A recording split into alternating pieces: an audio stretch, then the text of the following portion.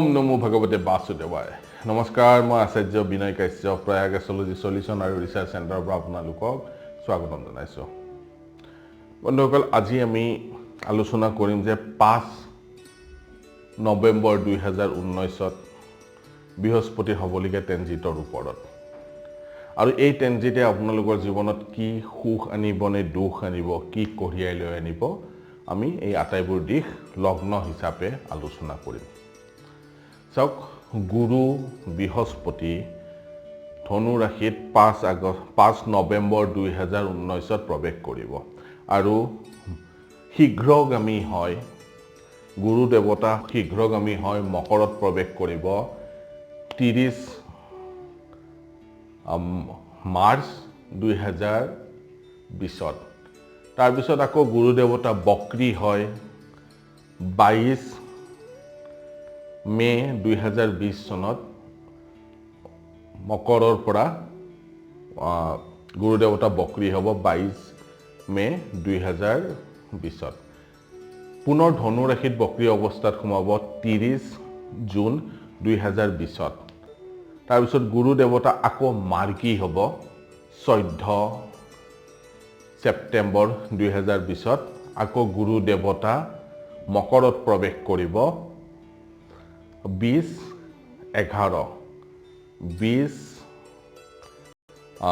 নৱেম্বৰ 2020ত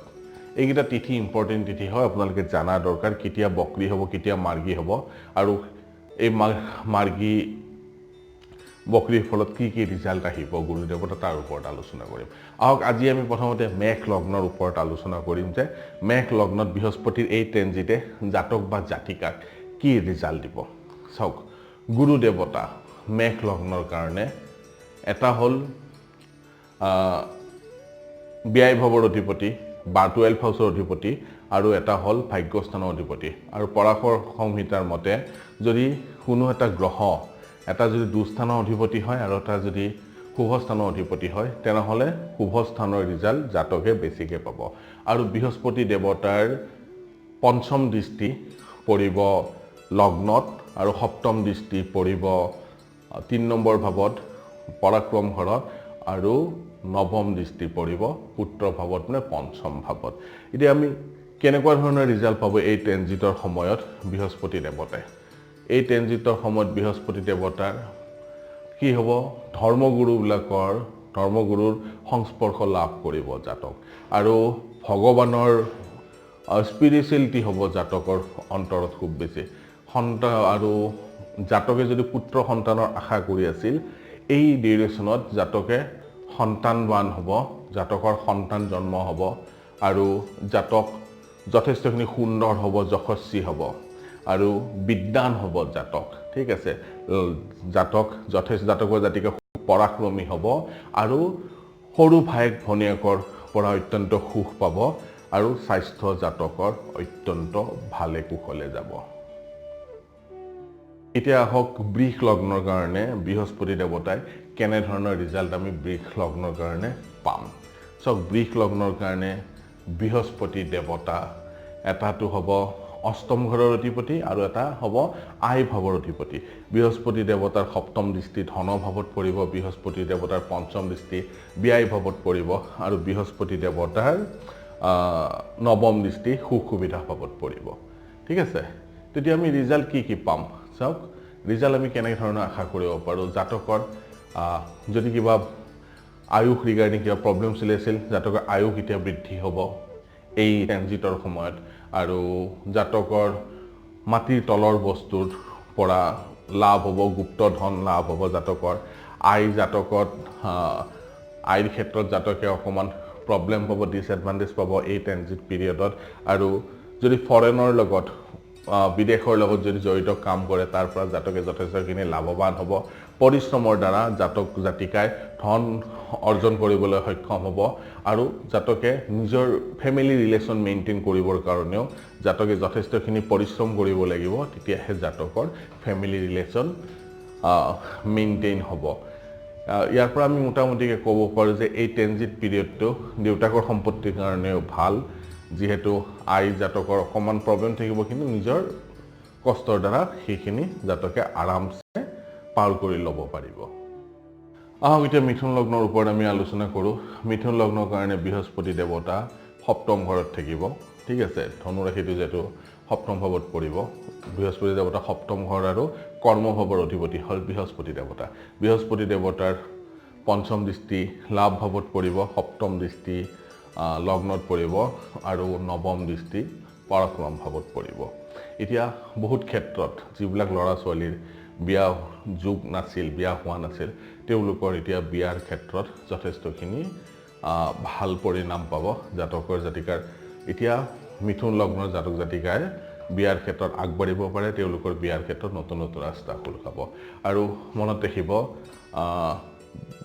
ইয়াতে কি হ'ব ব্যৱসায়িক ক্ষেত্ৰত জাতক বা জাতিকাই ট্ৰেনজিটৰ সময়ত লাভৱান হ'ব সফলতা পাব আৰু স্ত্ৰী সুখৰ দ্বাৰা পৰিপূৰ্ণ হ'ব বা স্পাউচৰ সুখ তাৰমানে জাতক হ'লে ছোৱালী আৰু জাতিকা হ'লে দৰা আৰু পিতাকৰ পৰা লাভ হ'ব আৰু লগতে তেনে ৰাজ্যৰ পৰা চৰকাৰৰ পৰা লাভৱান হ'ব সন্মান পাব আৰু ভাল ইনকাম হ'ব এই পিৰিয়ডটোত জাতকৰ আৰু প্ৰভাৱ বৃদ্ধি হ'ব তেনে জাতক বা জাতিকাৰ পৰাক্ৰম বৃদ্ধি হ'ব তেনে জাতক বা জাতিকাৰ যথেষ্টখিনি আৰু সুন্দৰ শৰীৰৰ হ'ব আৰু সৰু ভাইক ভনীয়েকৰ পৰা সুখ পাব জাতক পৰাক্ৰমী হ'ব ধনী হ'ব আৰু পূৰ্ণ সম্পন্ন হ'ব জাতক এই ট্ৰেনজিটৰ সময়ত মিথুন লগ্নৰ কাৰণে কৰ্কট লগ্নৰ কাৰণে বৃহস্পতি ভ্ৰমণটো ষষ্ঠ ভাৱত পৰিব ঠিক আছে কৰ্কট লগ্নৰ কাৰণে বৃহস্পতি ভ্ৰমণ ষষ্ঠ ভাৱত পৰিব যেহেতু বৃহস্পতি দেৱতাৰ এটা ৰাশি ভাগ্য ভাৱত পৰিল আৰু বৃহস্পতিৰ পঞ্চম দৃষ্টি পৰিব কৰ্ম ভাৱত আৰু সপ্তম দৃষ্টি পৰিব ব্যয় ভাৱত আৰু নৱম দৃষ্টি পৰিব ধন ভাৱত জাতক বা জাতিকাৰ ক্ষেত্ৰত আমি কেনেকুৱা ধৰণৰ ৰিজাল্ট পাম শত্ৰুৰ ওপৰত জাতক অধিক প্ৰভাৱী হ'ব শত্ৰুক বশ কৰিবলৈ সক্ষম হ'ব আৰু যশস্বী হ'ব আৰু পিতাকৰ পৰা লাভৱান হ'ব ৰাজ্যৰ ক্ষেত্ৰত বা চৰকাৰৰ ক্ষেত্ৰত তেওঁ সদায় সফলতা এই ট্ৰেনজিটৰ সময়ত সফলতা পাব ফৰেনৰ লগত যদি বিদেশৰ লগত যদি কিবা কাম কৰে তাৰ পৰা লাভৱান হ'ব আৰু ধন লাভ হ'ব তেনে জাতকৰ পাৰিবাৰিক সুখ তেনে জাতকে যথেষ্টখিনি লাভ কৰিবলৈ সক্ষম হ'ব এই ট্ৰেনজিট পিৰিয়ডটোত আৰু ভাগ্য উন্নতিৰ ক্ষেত্ৰত কিন্তু অকমান বাধা বিঘিনি থাকিব নিজে যদি কষ্ট কৰে তেনেহলে তেওঁ ভাগ্যৰ উন্নতি কৰিব পাৰিব আৰু জাতকৰ অলপ খৰচৰ পৰিমাণো এতিয়া এই ট্ৰেনজিটত দেখা পোৱা যায় আমি সিংহ লগ্নৰ ওপৰত আলোচনা কৰোঁ সিংহ লগ্নৰ কাৰণে বৃহস্পতি দেৱতা পঞ্চম ভাৱৰ অধিপতি আৰু এটা ভাৱ হ'ব 12 নম্বৰ ঘৰৰ অধিপতি বৃহস্পতি দেৱতাৰ সপ্তম দৃষ্টি 11 নম্বৰ ভাৱত পৰিব বৃহস্পতি দেৱতাৰ পঞ্চম দৃষ্টি 9 নম্বৰ ভাৱত পৰিব আৰু বৃহস্পতি দেৱতাৰ নৱম দৃষ্টি পৰিব লগ্ন ভাৱত এতিয়া আমি ৰিজাল্ট কেনেকুৱা আশা কৰিব পাৰোঁ চাওক বিদ্যা বুদ্ধিৰ ক্ষেত্ৰত যথেষ্টখিনি শুভফল লাভ কৰিব সন্তানৰ ক্ষেত্ৰত জাতকে যথেষ্টখিনি শুভফল লাভ কৰিব কোনো জাতক বা জাতিকা যদি এইটো বছৰত সন্তানৰ কাৰণে বাট চাই আছিল সন্তান প্ৰাপ্তি এই বছৰত হোৱা পূৰ্ণ যোগ আছে আয়ু জাতকৰ যথেষ্টখিনি বৃদ্ধি হ'ব আৰু পৈতৃক সম্পত্তি লাভ হ'ব পৈতৃক সম্পত্তিৰ ক্ষেত্ৰত যথেষ্টখিনি জাতকে এডভান্টেজ পাব আৰু আয় জাতকৰ আয় যথেষ্টখিনি থাকিব এই ট্ৰেনজিট পিৰিয়ডত আৰু ফৰেনৰ লগত যদি বাহিৰৰ বিদেশৰ লগত যদি কিবা জাতকৰ যোগাযোগ থাকে তেনেহলে জাতকে তাৰ পৰা যথেষ্টখিনি ৰিজাল্ট ভাল কৰিবলৈ সক্ষম হ'ব কিন্তু জাতকৰ লাগাতকৈ বেছি খৰচ হ'ব এতিয়া আমি কন্যা লগ্নৰ কাৰণে এই বৃহস্পতি ট্ৰেনজিটে জাতক বা জাতিকে কেনে ৰিজাল্ট দিব তাৰ ওপৰত আশা কৰিম চাওক কন্যা লগ্নৰ কাৰণে বৃহস্পতি দেৱতা চতুৰ্থ ভাৱৰ অধিপতি আৰু সপ্তম ভাৱৰ অধিপতি ইয়াতে জাতকৰ শংখ নামৰ পঞ্চম মহাপুৰুষ যোগ এটা উৎপন্ন হ'ব জাতকৰ পঞ্চম দৃষ্টি অষ্টম ভাৱত পৰিব সপ্তম দৃষ্টি কৰ্ম ভাৱত পৰিব আৰু তেওঁৰ নৱম দৃষ্টি ব্যয় ভাৱত পৰিব চাওক ৰিজাল্ট আমি কেনেকুৱা পাম মাকৰ ক্ষেত্ৰত ভূমিৰ ক্ষেত্ৰত বা ঘৰ দুৱাৰৰ ক্ষেত্ৰত জাতকে যথেষ্টখিনি সুখ পাব এই ট্ৰেনজিটৰ সময়ত যদি ঘৰ বান্ধিবলগীয়া আছে মাটি কিনিবলগীয়া আছে জাতকে এই ট্ৰেনজিটৰ সময়ত যথেষ্টখিনি সুবিধা পাব এডভান্টেজ পাব আৰু ৰৈ থকা কামবিলাক হৈ যাব আৰু স্ত্ৰীৰ ক্ষেত্ৰত কিন্তু আৰু ব্যৱসায়িক ক্ষেত্ৰত এতিয়া পূৰ্ণ সফলতা পাব জাতকে আৰু জাতকৰ আয়ুষৰ যদি কিবা প্ৰব্লেম আছিল আয়ুষৰ ক্ষেত্ৰত চিন্তা কৰিবলগীয়া একো কথা নাই আৰু পৈতৃক সম্পত্তি লাভ হ'ব এইখিনি সময়ত জাতক বা জাতিকাৰ আৰু চৰকাৰৰ ক্ষেত্ৰৰ পৰা চৰকাৰৰ ফালৰ পৰা ৰাজ্যৰ ফালৰ পৰা বা ব্যৱসায়িক ক্ষেত্ৰত জাতকে সকলো সৰ্বপ্ৰকাৰৰ সফলতা অৰ্জন কৰিবলৈ সক্ষম হ'ব এতিয়া তুলা লগ্নৰ ওপৰত আমি আলোচনা কৰিম চাওক তুলা লগ্নৰ কাৰণে গুৰু দেৱতা এটা হ'ল থাৰ্ড হাউচৰ অধিপতি হ'ব আৰু এটা হ'ব ষষ্ঠ ভাৱৰ অধিপতি ঠিক আছে চাওক তুলা লগ্নৰ কাৰণে বৃহস্পতি দেৱতাৰ পঞ্চম দৃষ্টি পৰিব পঞ্চম দৃষ্টি তেনে তুলা লগ্নৰ জাতক জাতিকাৰ কাৰণে ব্যৱসায় ভাৱত পৰিব পত্নী ভাৱত পৰিব আৰু সপ্তম দৃষ্টি ভাগ্য ভাৱত পৰিব আৰু নৱম দৃষ্টি পৰিব আই ভাৱত ঠিক আছে এতিয়া আমি ইয়াৰ পৰা কি ৰিজাল্ট আশা কৰিব পাৰোঁ জাতকৰ পৰাক্ৰম বৃদ্ধি হ'ব এই ট্ৰেনজিটৰ সময়ত পৰাক্ৰমৰ দ্বাৰা যথেষ্টখিনি কাম কৰিবলৈ সক্ষম হ'ব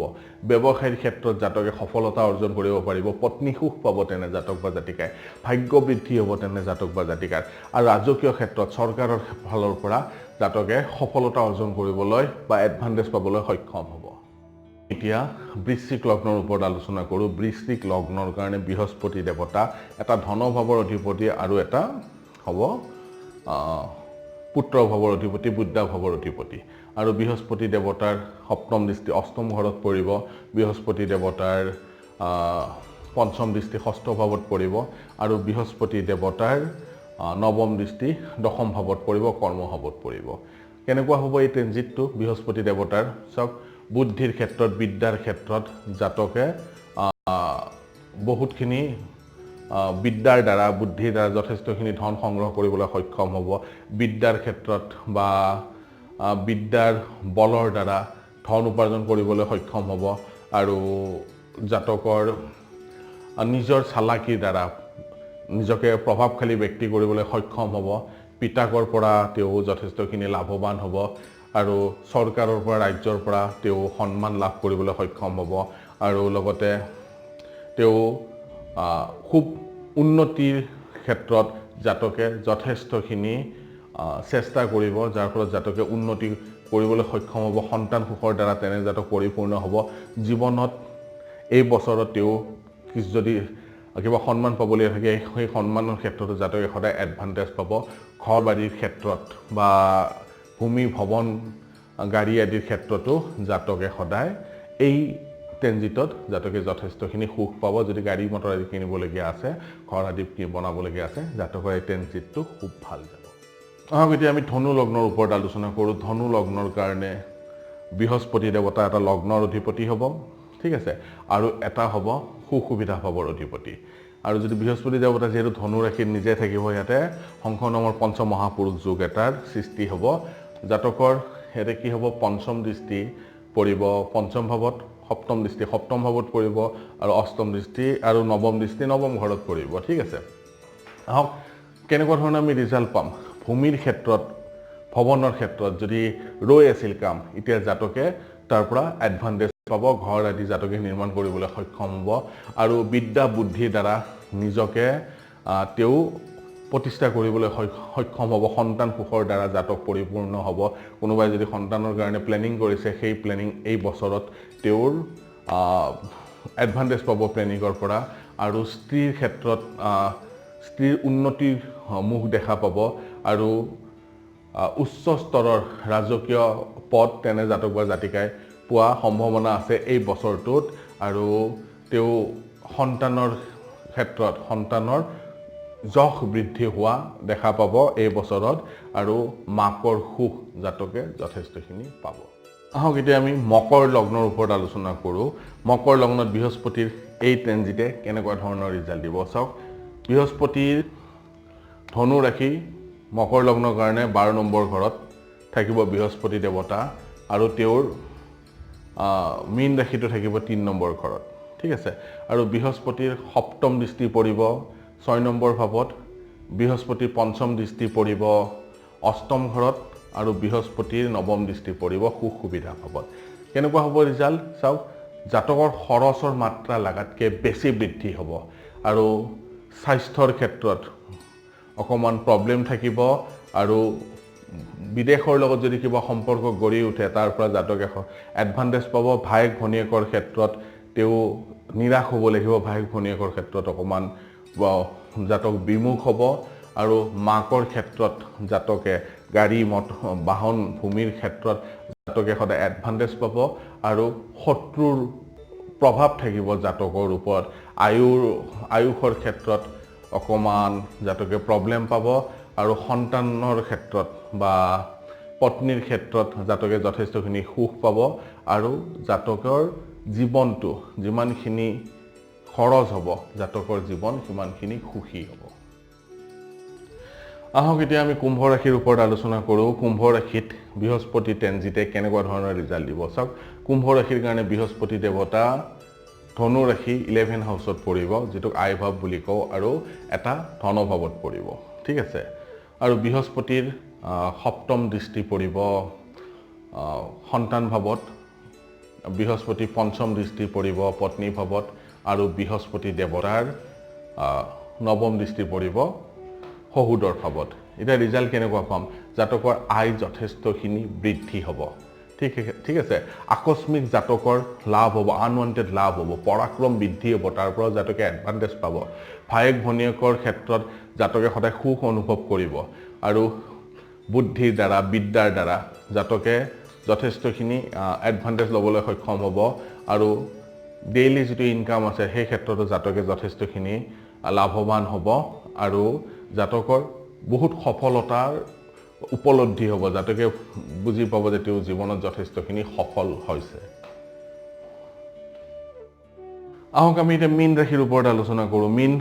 মীন লগ্নৰ ওপৰত আলোচনা কৰোঁ মীন লগ্নৰ কাৰণে বৃহস্পতি দেৱতা এটা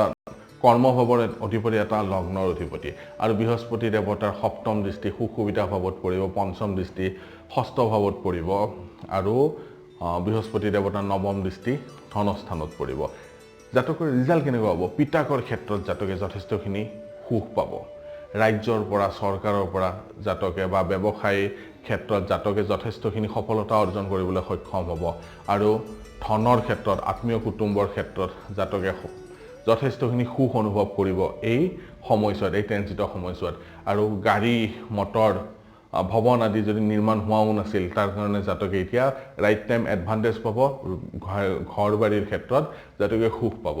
শত্ৰু পক্ষৰ পৰা জাতকৰ ওপৰত প্ৰভাৱ থাকিব আৰু কাজিয়া পেচাল যদি শত্ৰুৰ লগত হয় তেনেহ'লে জাতকে ইয়াতে তেওঁলোকক বশ কৰিবলৈ সক্ষম হ'ব জাতক সুখী হ'ব ধনী হ'ব পৰাক্ৰমী হ'ব আৰু জাতক যথেষ্টখিনি যশস্বীবান হ'ব এয়া আছিল 12টা ভাৱত ঠিক আছে লগ্ন মেঘ লগ্নৰ পৰা মীন লগ্নলৈকে বৃহস্পতি দেৱতাৰ ট্ৰেনজিটে জাতক জাতিকাক কেনেকুৱা ৰিজাল্ট দিয়ে চাওক এইখিনি আপোনালোকেও এপ্লাই কৰিব কিন্তু মনত ৰাখিব যে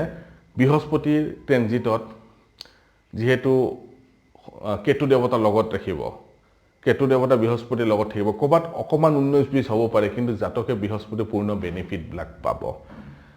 আপোনালোকে আগন্তুক সময়খিনি এনেকৈ আপোনালোকৰ মিলাই ল'ব যথেষ্টখিনি ভাল ৰিজাল্ট পাব